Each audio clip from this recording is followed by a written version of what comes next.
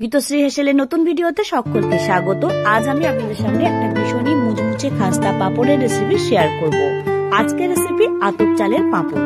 এই ধরনের পাঁপড় আমরা ট্রেনে বাসে পেয়ে থাকি।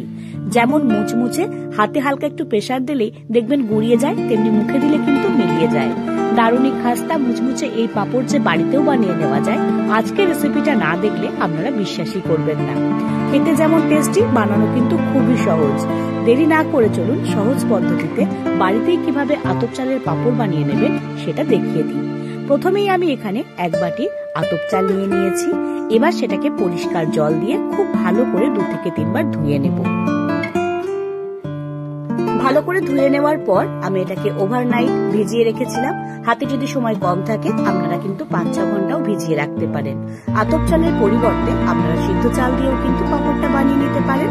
6 থেকে 7 ঘন্টা পর দেখবেন চালটা কিন্তু আগের থেকে অনেকটা ফুলে উঠেছে। এবার আমি একটা মিক্সিং জারের মধ্যে চাল আর অল্প জল দিয়ে একটা পেস্ট বানিয়ে নেব। মাত্র 1 বাটি আতপ চাল দিয়ে কিন্তু আপনারা চাইলেই 1 ঝুড়ি পাঁপড় বানিয়ে নিতে পারেন।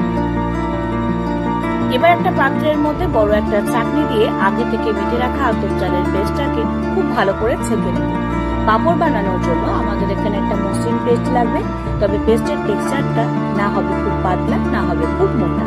তাই 2 থেকে 3 বার ভালো করে জল দিয়ে এটাকে পেস্ট করে নেব। তারপর ছাঁকনির সাহায্যে খুব ভালো করে এটাকে ছেঁকে নেব। পেস্ট মোটামুটি রেডি হয়ে গেছে। অন্যদিকে আমি এখানে আতপ চালের মশলা পাঁপড় বানাচ্ছি। সেই কারণে অল্প একটু ধনেপাতাকে পরিষ্কার জল দিয়ে ধুয়ে নিয়েছি। এবার যতটা সম্ভব ছোট ছোট করে আমি এটাকে কেটে নেব।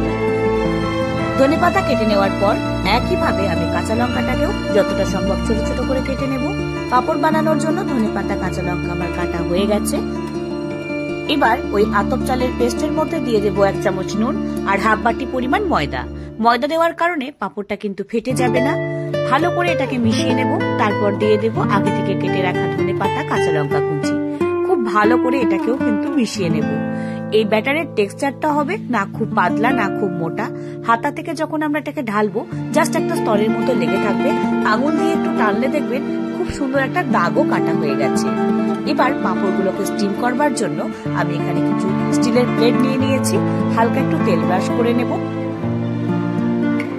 এরপর ওই প্লেটের মধ্যে হাতার সাহায্যে হাফ হাতা ব্যাটার দিয়ে খুব ভালো করে একটু এপাশ ওপাশ কাট করে নিয়ে একটা রাউন্ড শেপ দিয়ে দেব। একইভাবে সব প্লেটেই অল্প একটু তেল ব্রাশ করে তার মধ্যে অল্প অল্প ব্যাটার দিয়ে আমি খুব ভালো করে রাউন্ড শেপ দিয়ে নেব। ব্যাটারের পরিমাণটা অল্প রাখতে হবে, তাহলেই কিন্তু পাঁপড়গুলো খুবই পাতলা হবে। আর পাঁপড় যত পাতলা হবে ততই কিন্তু মুচমুচে হবে। একইভাবে সব প্লেটে আমি ব্যাটার দিয়ে নিয়েছি।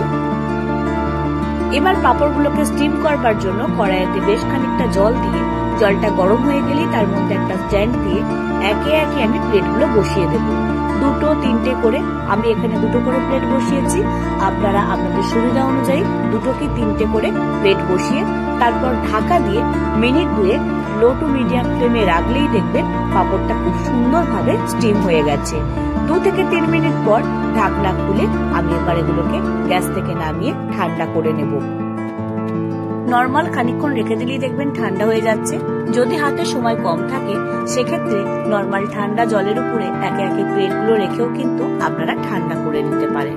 ঠান্ডা করে নিলে খুব সহজেই কিন্তু এগুলো উঠে যায়। দেখুন আমি একটা পাত্রের মধ্যে বেশ অনেকটা পরিমাণ জল দিয়ে তার মধ্যে প্লেটগুলো রেখেছি। যখন একটু ঠান্ডা হয়ে যাবে সেগুলোকে কিন্তু একটা চামচ বা খুন্তির সাহায্যে চারিদিকটা একটু তুলে নিলেই দেখবেন খুব সহজেই এটা কিন্তু অনায়াসে প্লেট থেকে ছেড়ে যাচ্ছে বা উঠে আসছে। যতটা পাতলা করবেন পাঁপড়গুলো কিন্তু ততটাই মুচমুচে হবে আর খুব সহজেই কিন্তু এগুলো শুকিয়েও আসবে। তো দেখুন তৈরি হয়ে গেছে। একইভাবে কিন্তু আমি বাকিগুলোও বানিয়ে নেব। আর বানানোর পর এগুলো একটা বেশ অনেকটা ফাঁকা খোলামেলা জায়গায় কিন্তু চালিয়ে দেব। একটার সাথে যাতে একটা লেগে না যায় সেটাও একটু খেয়াল রাখতে হবে। একইভাবে ব্যাচ ওয়াইজ আমি বেশ অনেকগুলো পাঁপড় কিন্তু তৈরি করে নিয়েছি। তারপর সেগুলোকে ঠান্ডা করার পর চামচের সাহায্যে চারিদিকটা একটু তুলে তারপর সেটাকে আস্তে করে আঙুলের সাহায্যে এইভাবে টেনে নিলেই দেখবেন অনায়াসে কিন্তু উঠে আসছে। শুধু একটা জিনিস মাথায় রাখবেন, পাঁপড়গুলো যেন পাতলা হয়। যতটা পাতলা বানাবেন, আমি বারবার বলছি, যতটা পাতলা হবে পাঁপড়গুলো কিন্তু ততটাই মুচমুচে হবে। আর চাইলে আপনারা ধনেপাতা কাঁচা লঙ্কা ছাড়াও নর্মালও বানিয়ে নিতে পারেন, কিন্তু এইগুলো দিলে ফ্লেভারটা কিন্তু পাঁপড়ের খুবই ভালো লাগে। এবার আমি পাঁপড়গুলোকে রোদে 2 থেকে 3 দিন খুব ভালো করে শুকিয়ে নেব।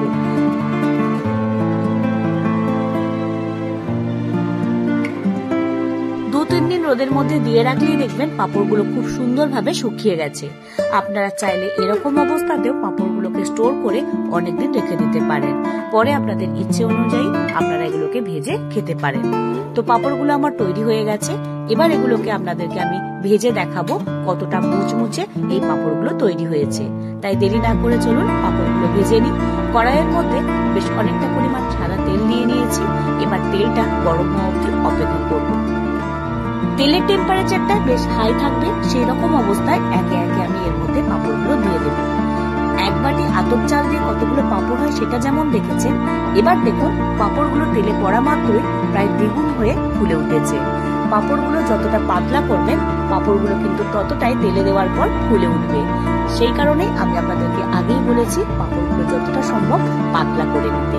এবার খুব ভালো করে এদিক ওদিক একটু নেড়ে নিলেই দেখবেন পাঁপড়টা কিন্তু খুব ভালো করে আমার ভাজা হয়ে যাবে। এবার সেগুলোকে তুলে আমি একটা প্লেটের মধ্যে রেখে দেব।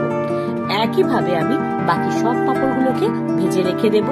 আপনারা যদি পাঁপড়গুলো ভেজেও স্টোর করে রাখেন দেখবেন অনেক দিন পর্যন্ত কিন্তু এগুলো মুচমুচেই থাকে। একইভাবে আমি সব পাঁপড়গুলোকে ভেজে নেব।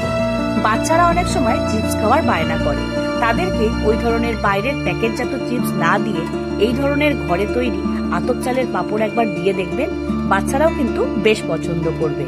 বাচ্চা থেকে বড় সকলেই কিন্তু এই পাঁপড় খেতে বেশ পছন্দ করে।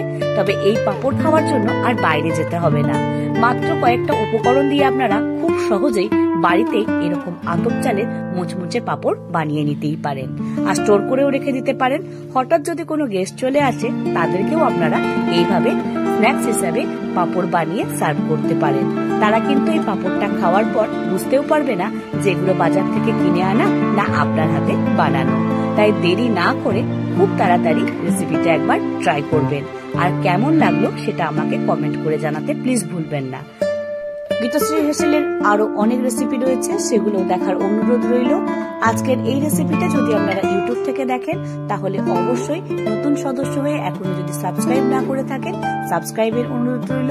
পাশে থাকা বেল আইকনটা প্রেস করতে প্লিজ ভুলবেন না, সব নোটিফিকেশন সবার আগে পাওয়ার জন্য।